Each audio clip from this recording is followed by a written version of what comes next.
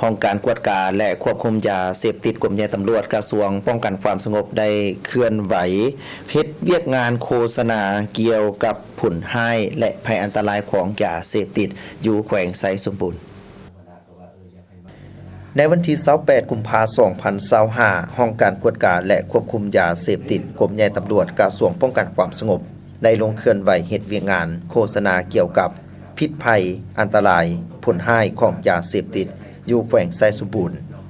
นำพาโดยท่านพันโทดาลินสุดาจันทร์ห้องหัวหน้าห้องการกวดกาและควบคุมยาเสพติดกรมยาตำรวจพร้อมด้วยคณะ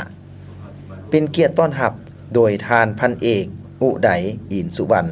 หัวหน้ากองบัญชาการปกส.แขวงไซสมบูรณ์พร้อมด้วยคณะในโอกาสนี้ท่านพันโทดาลินสุดาจันทร์ได้เสนอจุดประสงค์ในการมาเคลื่อนไหวเฮ็ดเวียกครั้งนี้แม้นอิงตามแผนการจัดตั้งปฏิบัติวาระแห่งชาติว่าด้วยการแก้ไขปัญหายาเสพติดปี2024 5ปี2025ฉบับเลขที่007คกสสอิงตามบทสรุปรายงานผลการจัดตั้งวาระแห่งชาติว่าด้วยการแก้ไขปัญหายาเสพติดปี2021 5ปี2023เลขที่55ทับปกส.อิงตามการเก็บกรรมสถิติการโฆษณาผลให้กฎหมายยาเสพติดและสถิติปานปลอดยาเสพติดขอบเขตทั่วประเทศในปี2024หาต้นปี2025เพื่อเฮ็ดให้การจัดตั้งปฏิบัติวาระแห่งชาติว่าด้วยการแก้ไขปัญหายาเสพติดโดยเฉพาะการสร้างความรับรู้ทั่วสังคม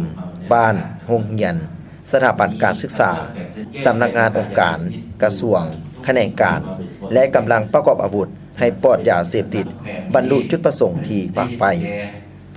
พร้อมเดียวกันนี้ห้องการกวดกาและควบคุมยาเสพติดกรมยาตำรวจกระทรวงป้องกันความสงบได้มอบเครื่องจำนวนหนึ่งให้แก่กองบัญชาการปกส.แขวงไซสมบูรณ์เพื่อเคลื่อนไหวเวียกงานวิชาเฉพาะซึ่งประกอบมีปึ้มกฎหมาย50หัวปึ้มวาระแห่งชาติ50หัวปึ้มบันทึก150หัวปึ้มโฆษณา50หัวปึ้มเทคนิคขั้นตอน30หัว